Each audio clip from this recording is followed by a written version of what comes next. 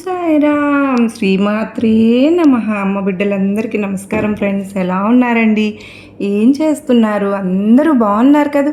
మన అమ్మ దయ వలన అందరూ బాగుండాలని మనస్ఫూర్తిగా అమ్మవారిని కోరుకుంటూ, అమ్మవారి కృప కరుణ కటాక్షములు మనందరిపైన మెండుగా ఉండాలి అని మనస్ఫూర్తిగా ఆ తల్లిని వేడుకుంటూ మీ అందరికీ కూడానండి ఈరోజు చక్కగా శుక్రవారం అమ్మవారి పూజ చేసుకొని మనం అమ్మవారు ఏమి సందేశం ఇవ్వబోతూ ఉన్నారా అని ఎదురు చూస్తూ ఉన్నాం కదా.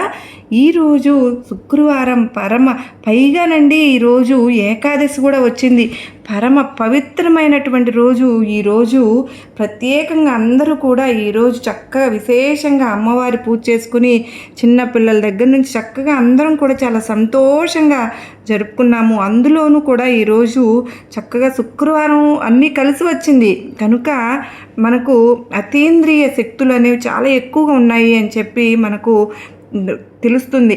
అమ్మవారు అంటే ఈరోజు మనం చక్కగా అమ్మవారి పూజ చేసుకుని ఈ సందేశానికి మనందరం కూడా వచ్చాం కనుక అమ్మవారు ఏమి సందేశం ఇవ్వబోతున్నారో తప్పకుండా తెలుసుకుందామా. మరి అంతకంటే ముందుగా అండి, మనకు మన శరీరంలో గుండె ఎంత ముఖ్యమైనదో మన ఇంటికి గుమ్మం అనేది అంత ముఖ్యమైనది ఫ్రెండ్స్. కనుక మనం గుమ్మం దగ్గర గనక చక్కగా గడపకు పసుపు రాసుకుని బొట్లు పెట్టుకుని ఉంటే దరిద్రం అంతా పోయి మొత్తం ధనద్వారాలు తెరుచుకుంటాయండి. మనకేంటండి ఒక్కొక్కసారి బాగా కష్టకాలం అంటే గ్రహాలు అనేవి ఏవి అనుకూలించకుండా ఎంతోమంది బాధపడుతూ ఉంటారు. ఇంటి పరంగా డబ్బు పరంగా కానీ ఎప్పుడు కూడా గొడవలని అదని చాలా నష్టాలు కూడా వస్తూ కష్టాలు ఏడుపులు చాలా రకాలుగా సతమతమైపోతూ ఉంటారు. అంటే చాలాసార్లు ఇట్లా కింద పడి పైకి లేచినటువంటి సందర్భాలు ఉంటూ ఉంటాయి కదా.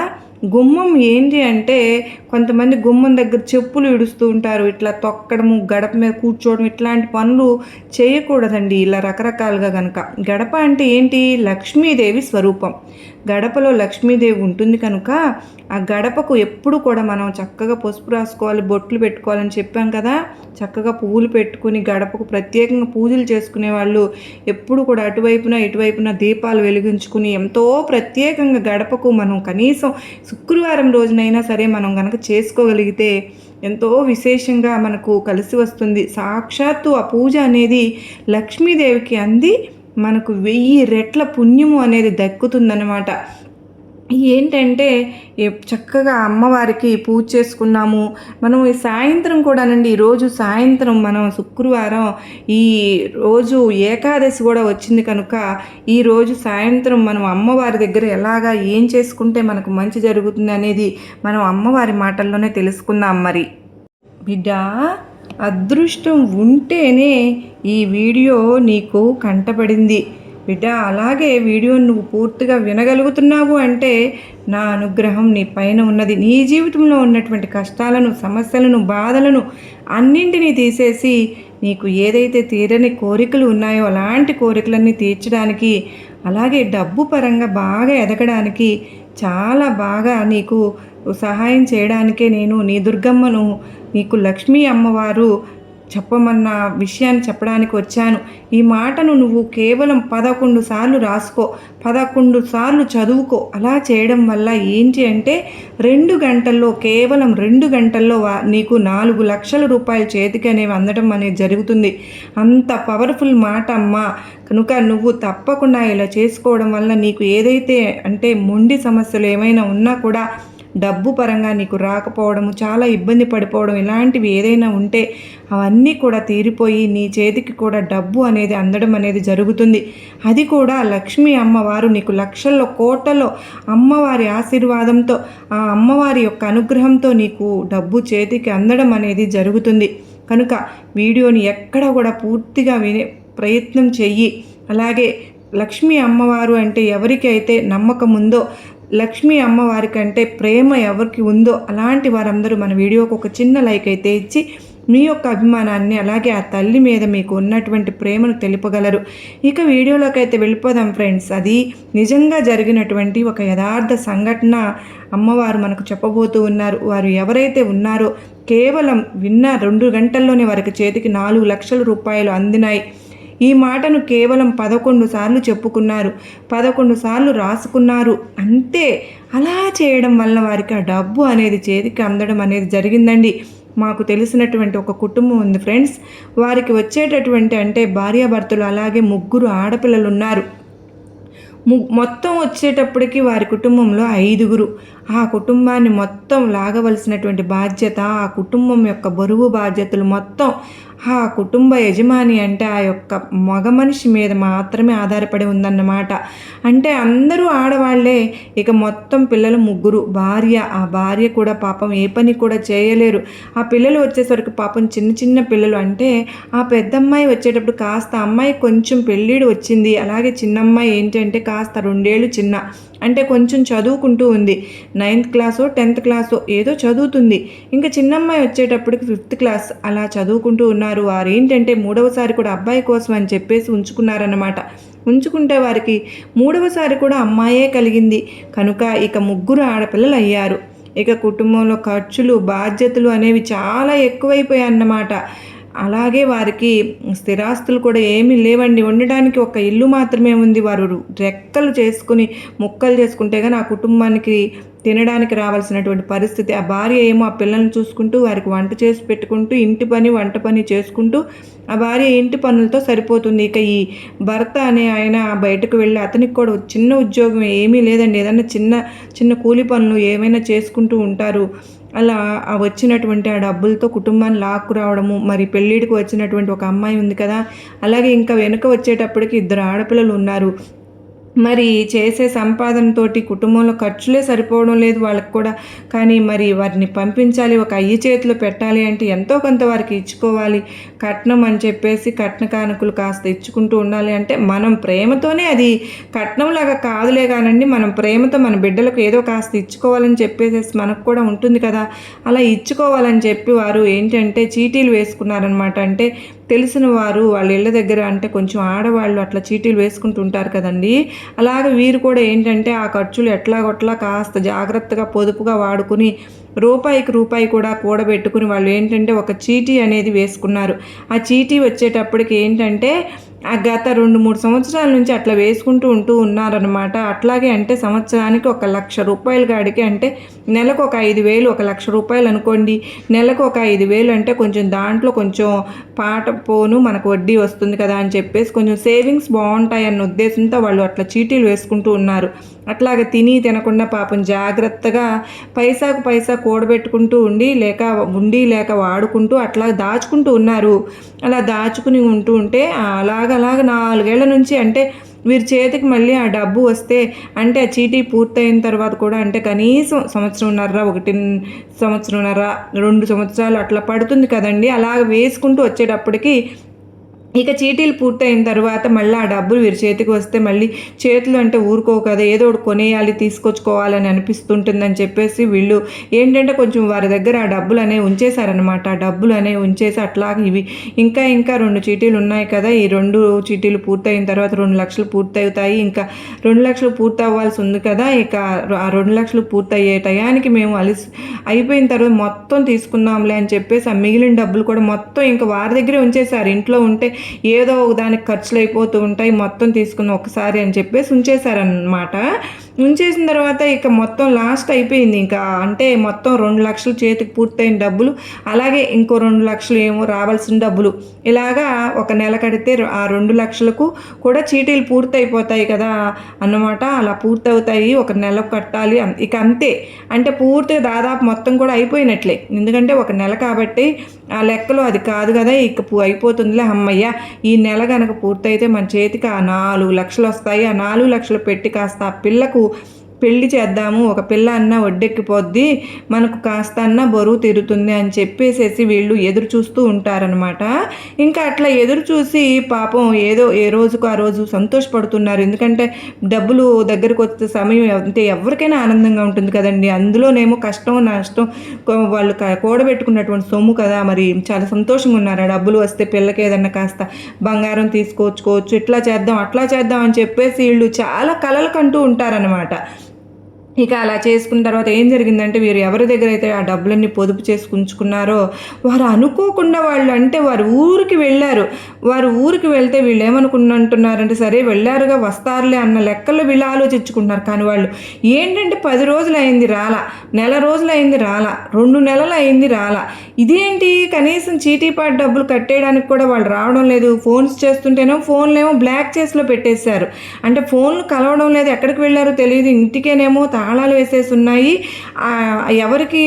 ఎవరికైతే ఏమనుకున్నారు అడిగితే ఖాళీ చేసి వెళ్ళిపోయారని చెప్పేసరికి వీళ్ళకి ఇక అసలు మైండ్ పని చేయకుండా అయిపోయింది. ఇదేంటి నిన్నటి దాకా బాగానే మాట్లాడారు, చాలా అభిమానంగా మాట్లాడేవాళ్ళు, ఇదేంటి చాలా నమ్మకంగా ఉన్నారు కదా, చాలా అభిమానంగా మాట్లాడేవారు, అసలు ఇదేంటి మేము ఇంట్లో వాళ్ళకన్నా కూడా వీళ్ళనే బాగా నమ్మాము, అంత బాగా ఇంటికి వెళ్తే ప్రేమగా పలకరించడం, మంచినీళ్ళు ఇవ్వమంటాం, కూర్చోమంటాం, కాస్త టీ ఇవ్వడం, ఇట్లా చేసేవాళ్ళు, ఇదేంటి వీళ్ళు ఇలా చేయడం, ఏంటి డబ్బులన్నీ వాళ్ళ దగ్గర పెట్టేసుకున్నాం, అసలు ఇదేంటని చెప్పి వాళ్ళకి ఏమీ అర్థం కానట్లే ముందు కాళ్ళు చెయ్యి ఆడట్లా.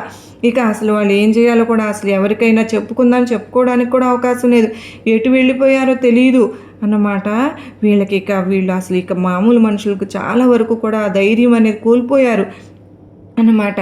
కోల్పోయి ఇక ఏడవడం అనేది మొదలు పెట్టేశారు. ఏం చేయాలి దేవుడా, ఏం చేయాలి అని చెప్పేసి మనసులో కుమిలిపోతూ ఉన్నారన్నమాట. కుమిలిపోతూ ఇంకా అప్పుడు ఏంటంటే లక్ష్మీ అమ్మవారిని, దుర్గమ్మ వారిని యొక్క భక్తులు వీళ్ళు ఇక అమ్మవారిని ఇక అమ్మ ఏంటమ్మా ఇట్లా చేసావు, నమ్మకంతో మేము చేసామమ్మా, అవతల పిల్ల పెళ్ళిడికి వచ్చేసింది కదా తల్లి, కష్టం అమ్మ, రెక్కలు ముక్కలు చేసుకున్న రూపాయికి రూపాయి అనేది దాచిపెట్టుకున్నాం పిల్ల పెళ్లి కోసం అని చెప్పేసి వాళ్ళేమో కనపడకుండా వెళ్ళిపోయారు. అసలు మేము ఏం చేయాలి తల్లి, ఇప్పుడు అసలు అంత డబ్బు ₹1 కాదు, ₹2 కాదు, 4 లక్షల రూపాయలమ్మా, మేము ఏం చేయాలమ్మా, మాకు ఎందుకమ్మా ఇంత శిక్ష వేసామని చెప్పేసి వాళ్ళు ఏంటంటే అసలు అల్లాడిపోతూ ఉన్నారు. ఇక అమ్మను పూజ చేసుకుంటూ అసలు నువ్వే దిక్కమ్మ మాకు, నీకు దండం పెడతాం, మా డబ్బు మాకు చేతికి వచ్చేలా చెయ్యమ్మా అని చెప్పేసి ఏంటంటే ఇక మనసులో కుమిలిపోతూ ఉన్నారన్నమాట. ఇట్లా జరిగి సుమారు వాళ్ళకి ఏంటంటే 2 నెలల పైనే అవుతుందన్నమాట. ఇక వారికి ఏం చేయాలో అర్థం కాక అసలు మనుషుల్లాగా లేరు, అసలు ఆయన ఆరోగ్యం కూడా దెబ్బతినిపోయింది. ఆ దిగులు అనేది వేసేసుకుని ఇంకా ఇంట్లో కుటుంబం అసలు చాలా ఇబ్బంది అయిపోయింది. పనికి కూడా వెళ్ళలేకపోతున్నారు ఆ కుటుంబం యజమాని. ఇక వాళ్ళు ఏంటంటే వాళ్ళకి తెలిసిన ఎవరో ఒక పెద్ద ఆవిడ ఉందంటండి. ఇక ఆమె దగ్గరికి వెళ్ళారన్నమాట. వెళ్ళి ఇక పెద్దగా ఏడ్చేసేసి ఇట్లా మేము ఎంతగానో కష్టంలో కూడబెట్టుకున్న సుమ్మమ్మ పిల్ల పెళ్ళికి అని చెప్పేసి దాచిపెట్టుకున్నాం, ఎంతో నమ్మకంగా వాళ్ళ దగ్గర ఉంచుకున్నామమ్మ, మేము వాళ్ళని చాలా నమ్మాము, నమ్మకంగా ఉన్నారు, చూస్తూ ఇలా వెళ్ళిపోయారమ్మ వారు, అసలు ఊరు వదిలిపెట్టి వెళ్ళిపోయారు. 4 లక్షల రూపాయలు అమ్మ, ₹1 కాదు, ₹2 కాదు, తినకుండా కూడబెట్టిన సొమ్మమ్మ, పిల్లకు పెళ్లి చేయాలని చెప్పేసి అసలు మాకు ఎవరికి ఏం చేయాలో అర్థం కావట్లేదు, ఎవరికి చెప్పుకోవాలో కూడా అర్థం కావట్లేదని చెప్పేసేసి ఆవిడకి దగ్గరికి వెళ్ళి బాధపడుతూ ఏడ్చుకుంటూ చెప్పారంట. ఇక చెప్పిన తర్వాత ఆమె ఏంటంటే అమ్మ బాధపడకండి అమ్మ, బాధ ఉంటుంది, లేకుండా ఉండదు, కానీ మీరు ధైర్యంగా ఉండండి, మీరు దుర్గమ్మ వారికి పూజ చేస్తారా అని అడిగారంట. అమ్మ మేము మనస్ఫూర్తిగా దుర్గమ్మ వారికి మేము పూజలు చేసుకుని నమ్ముకుంటాం, మేము పూజలు చేసుకుంటాం అని చెప్పేసి వాళ్ళు చెప్పారంట. అలాగే ఆ పెద్ద ఆవిడ కూడా అమ్మవారి యొక్క భక్తురాలంటండి. అంటే ఏదైనా సమస్యలు వస్తే ఆ అమ్మ ఏంటంటే ఏదైనా మంత్రాలు చెప్పి అలా చెప్పుకుని వాడి నుంచి బయటపడతాము, ఇట్లా కొన్ని చెప్తూ ఉంటారన్నమాట. అవి చెప్పినట్లుగా వాళ్ళు చేయడం వల్ల ఏంటంటే చాలామంది కూడా ఆ సమస్యల నుంచి బయటపడడం అనేది జరిగిందంట. కనుక ఏదైనా సమస్య వస్తే వాళ్ళు ఏంటంటే ఆ పెద్ద ఆవిడ దగ్గరికి వెళ్ళి చెప్పుకుంటే ఆవిడ ఖచ్చితంగా ఆవిడ చెప్పినట్లు చేస్తే కనుక ఏంటంటే వారికి ఖచ్చితంగా ఆ సమస్య నుంచి బయటపడడం అనేది జరిగిందంట. అట్లా వీళ్ళు ఏంటంటే ఇక వెళ్ళి ఆ తల్లి దగ్గరికి వెళ్ళి చెప్పుకునేసరికి ఆ పెద్ద ఆవిడ మీరేం బాధపడకండి, మీరు ధైర్యంగా ఉండండి, నేను దుర్గమ్మ వారి యొక్క మంత్రాన్ని అలాగే నేనేంటంటే మీకు ఒక యంత్రాన్ని కూడా చెప్తాను, మీరు దాన్ని 11 సార్లు కూడా చదువుకోండి, ఇలా చేయండి. వారాహి మాతను కూడా పూజిస్తారండి వాళ్ళు చాలా, అంటే మీరు 2 నెలల నుంచి ఇబ్బంది పడుతున్నారు కదా, 2 గంటల్లో వాళ్ళు ఎక్కడున్నా సరే ఆ డబ్బు మీ దగ్గరికి తీసుకొచ్చిస్తారు, మీ చేతికి ఇస్తారు అని చెప్పేసేసి ఆవిడ ఆ పెద్ద ఆవిడ చెప్పిందంట. చెప్తే మీరు చెప్పినట్లు చేయాలని చెప్పిందంట. సరే అమ్మ చేస్తామమ్మా, మాకు ఆ డబ్బు రావడమే కావాలమ్మా, నువ్వు చెప్పినట్లే మేము చేస్తామమ్మా అని చెప్పేసి ఇక వాళ్ళు చెప్పారంట. చెప్పిన తర్వాత ఇక వారికి ఏం చేయాలి ఏంటి అనేది చెప్పిందంట. మీరు ఉదయాన్నే లేచి చక్కగా ఇంటిని వాకిల్ని శుభ్రంగా శుచిగా స్నాన కార్యక్రమాలు అవి పూర్తి చేసుకుని నలుపు రంగుల బట్టలు అనేది మీరు ధరించొద్దు. మీరు మిగిలిన ఏ రంగు బట్టలైనా కానీ నలుపు బ్లూ కలర్ కాకుండా మిగిలిన ఏ రంగులైనా ధరించుకోవచ్చు. మీరు ఇక చూపించినటువంటి మీరు ఒక తెల్లని కాగితం తీసుకుని ఈ చక్కగా నెంబర్లు అనేవి రాసుకుని ఇక్కడ మీరు చక్కగా అమ్మ అదేంటంటే 27, 20, 25, 22, 24, 26 అలాగే 23, 28, 21 అనేటటువంటి నెంబర్లని చక్కగా ఒక బాక్స్ లాగా వేసుకుని అడ్డంగా ఈ నెంబర్స్ సేమ్ అంటే కొన్ని ఇలాగా మొదటిసారి చెప్పినవి అలాగే రాసుకుని చెప్పి ఈ యంత్రం అనేది చక్కగా వాళ్ళకి ఇవ్వడం అనేది జరిగిందంట. అలాగే ఆ యంత్రంతో పాటుగా ఈ మంత్రాన్ని కూడా ధమ్ ధమ్ ధమ్ అనేటటువంటి ఈ మంత్రాన్ని కూడా 11 సార్లు రాసుకోమని చెప్పేసి ఆ అమ్మ వారికి కాగితం అనేది ఇచ్చి చక్కగా మీరు ఇలా చేసుకోండి, మీకు అంత మంచి జరుగుతుంది, ప్రతిరోజు చక్కగా ధనం వచ్చే వరకు కూడా నేను చెప్పినటువంటి మంత్రాన్ని కూడా రాసుకొని ఉండి అని చెప్పారంట. 11 సార్లు ఆ యంత్రాన్ని 11 సార్లు ఈ మంత్రాన్ని తెల్లని కాగితం మీద రాసుకోండి అని చెప్పారంట. అలాగే మీరు కూడా ఏంటంటే ఇక అలాగే శుచిగా స్నానం కార్యక్రమాలు నియమాలతో అలాగే చేశారంట.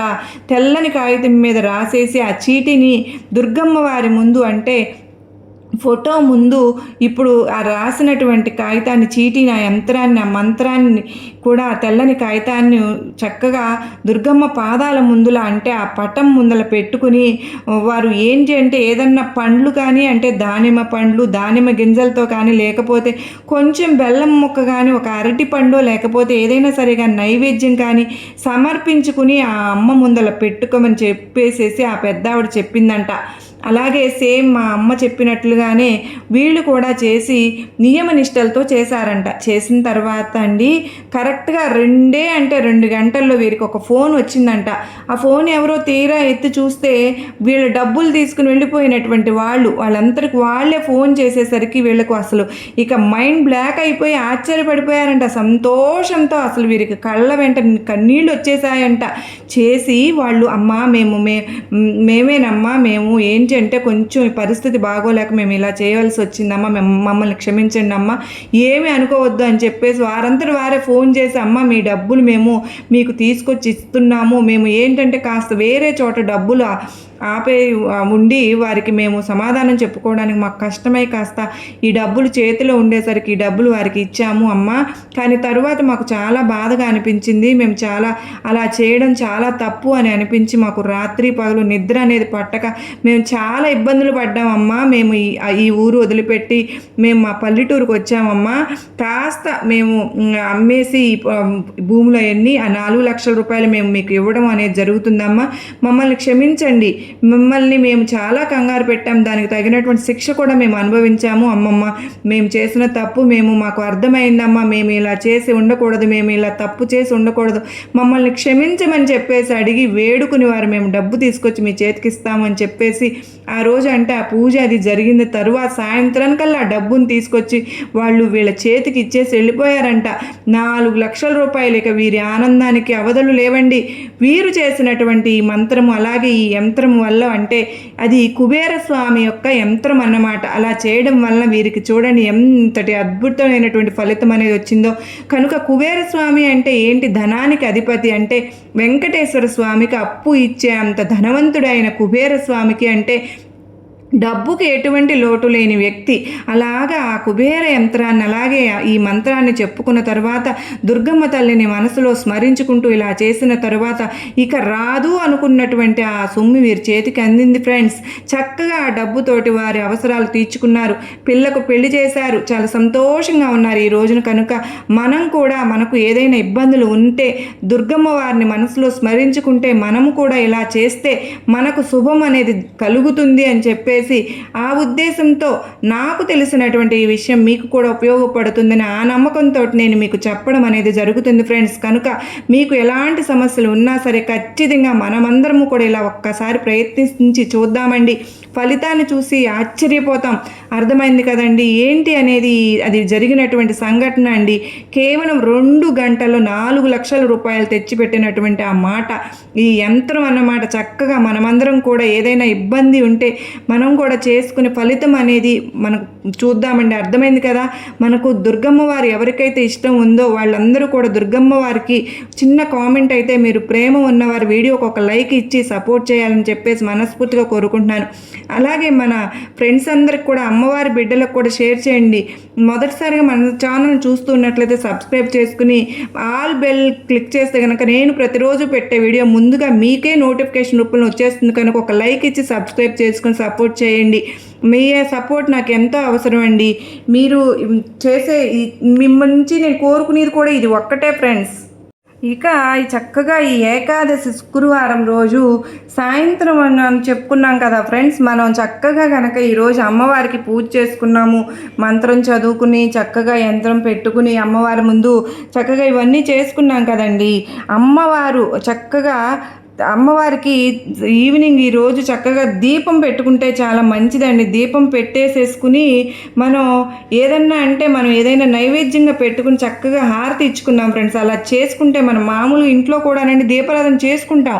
అది ఇంటిల్లపాది ప్రసాదంగా మనం ఏదైతే నైవేద్యంగా పెట్టుకుంటామో అది స్వీకరించుకొని మనం అంటే చెప్పుకుందాం, బాగా సంపాదించుకోవాలమ్మా, మా ఇంటిని ఎప్పుడు వదిలిపెట్టకు, మాకు అంటే మంచి ఆరోగ్యాన్ని, సంతోషాన్ని, మనశ్శాంతిని ఇవ్వు, మేము డబ్బు పరంగా బాగా సంపాదించుకోవాలి తల్లి, ఒక స్థాయికి రావాలి, మమ్మల్ని ఆశీర్వదించు, ఎప్పుడు మా ఇల్లు కలకల్లాడేటట్లు చెయ్యమ్మా, పిల్లా పాపలతోటి మాకు సంపాదన పరంగా బాగా కలిసి వచ్చేలాగా చెయ్యి, మా భర్త సంపాదన పెంచు, మా ఇంట్లో బాగా అంటే ఇల్లు కొనుక్కోవాలి, మంచి బండి కొనుక్కోవాలని, కారు కొనుక్కోవాలని, లేకపోతే మంచిగా బంగారం కొనుక్కోవాలి, తాకట్లు ఏమైనా ఉంటే విడిపించుకోవాలి, మేము నలుగురిలో ఒక స్థాయిలోకి రావాలి, మంచిగా ఎదగాలమ్మా, నీ చల్లని చూపులు మా మీద ఉంచమ్మా, మా కరుణ మా మీద ఉంచమ్మా అని చెప్పే ఆ తల్లి యొక్క అనుగ్రహం ఈరోజు చక్కగా వారాహి మాతకు కూడా చేసుకుని తులసమ్మ దగ్గర దీపం పెట్టుకుని ఇలాగ తులసి చెట్టు ఎదురొచ్చేలాగా మనం వెళ్తే ఆ పని అనేది కూడా మనకు సక్సెస్ అవుతుందని, అలాగే తులసమ్మ చక్కగా నుదుటిన కంఠం దగ్గర అవ్వచ్చు ఇట్లా బొట్టు కూడా పెట్టుకుని మనకు మంచి జరుగుతుంది. ఎందుకో తెలుసా అండి, తులసమ్మ దగ్గర మన్ను కూడా మంచిదండి, పవిత్రమైంది.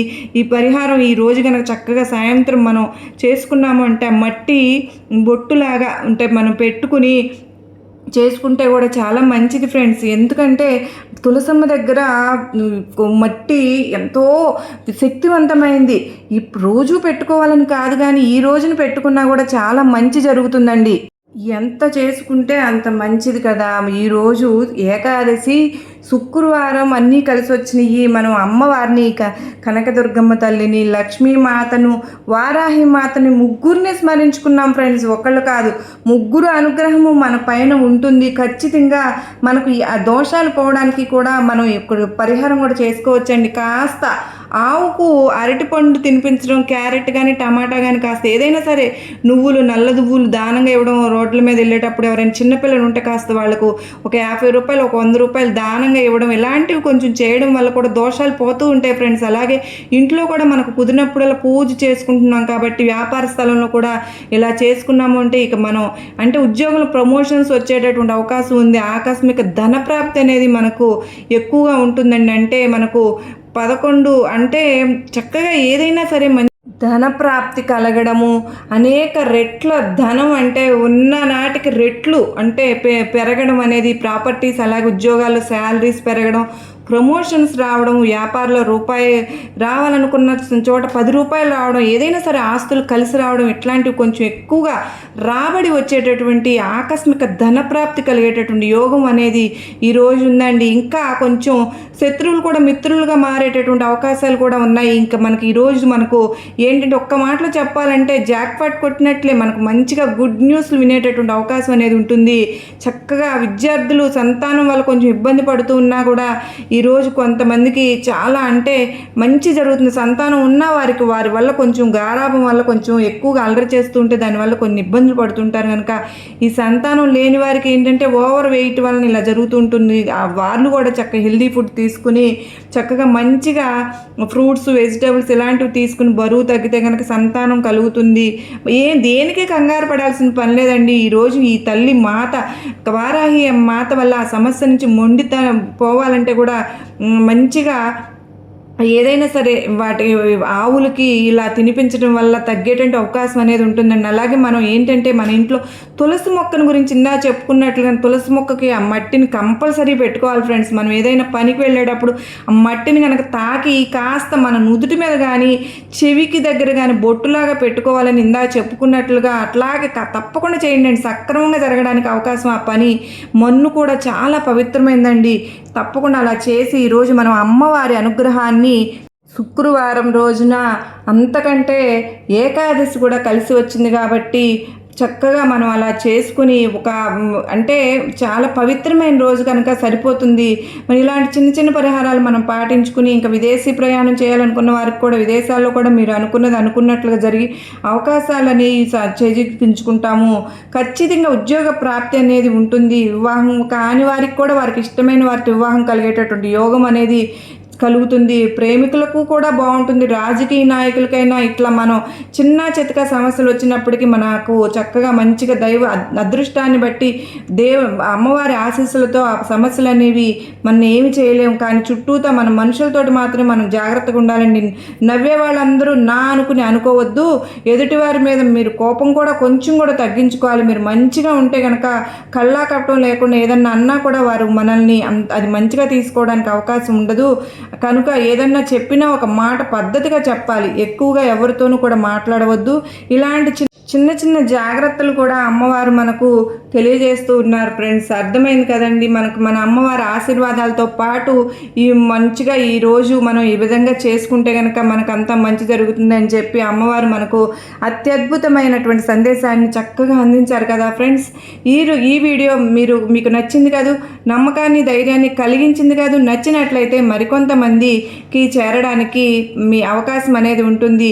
అలాగే మీకు తెలిసిన వారికి అందరికీ కూడా షేర్ చేయండి. మొట్టమొదటిసారిగా మన ఛానల్ చూస్తున్నట్లయితే సబ్స్క్రైబ్ చేసుకుని పక్కనే ఉన్న ఆల్ అనే సింబల్ని క్లిక్ చేసి నేను ప్రతిరోజు వీడియో ముందుగా మీకే నోటిఫికేషన్ రూపంలో వస్తుంది. సర్వేజన సుఖినో భవంతు.